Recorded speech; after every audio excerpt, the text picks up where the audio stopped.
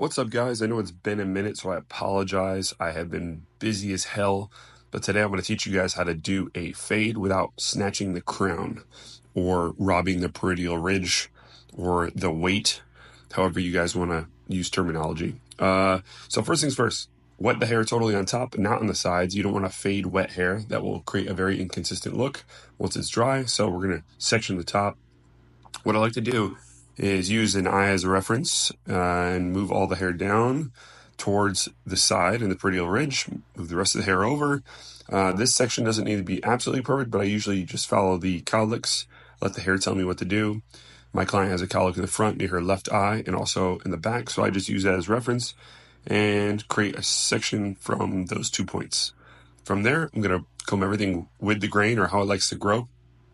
And then from here, I'll actually put a clip in it so it doesn't fall back over. Now, this is important because those hairs on top will eventually move once it's blow dried and styled, and it's going to rest right in the areas where the comb is pushing that hair down. So thinking ahead of the haircut is really important.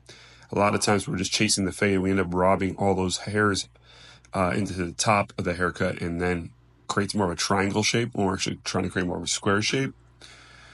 All right, so without going too far into that whole thing, this is going to be a medium fade. Now, when you pick your skin, I like to pick my skin a finger or two above the ear, and then every section from here on out is going to be about a thumb's width to a pinky's width.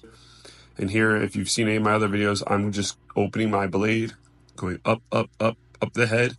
So I had a 0.5, I had a number 1, and then I'm just doing clipper over comb instead of grabbing a number 2, because I'm already trying to graduate that 1.5 length into the parietal ridge, into the weight. And that's just a shortcut. It's quick and easy. Give that a shot. I know it's more of an advanced technique. And that way I can just grab my 1.5 and start closing my lever and start using the cornering techniques and picking away at the ridges. Now I'm just using my eyes. I'm looking for all the lines of demarcation and working on my way down to a number 1 and then eventually down to a 0.5. Now, I love the open, close technique because you'll see how easy the fade kind of shows itself here in a minute. Once I go from the 0.5 all the way down to my 0, the 0 is relatively easy to knock out from this point on. So if you guys have never gone open, close, give it a shot. Even if you have to use a number 2 guard, whatever, you don't have to do it just like this, but I'm just showing you different ways to do it. So here I'm just knocking it out piece by piece. I'm not trying to knock out the entire 0 all the way around the head. And look at that.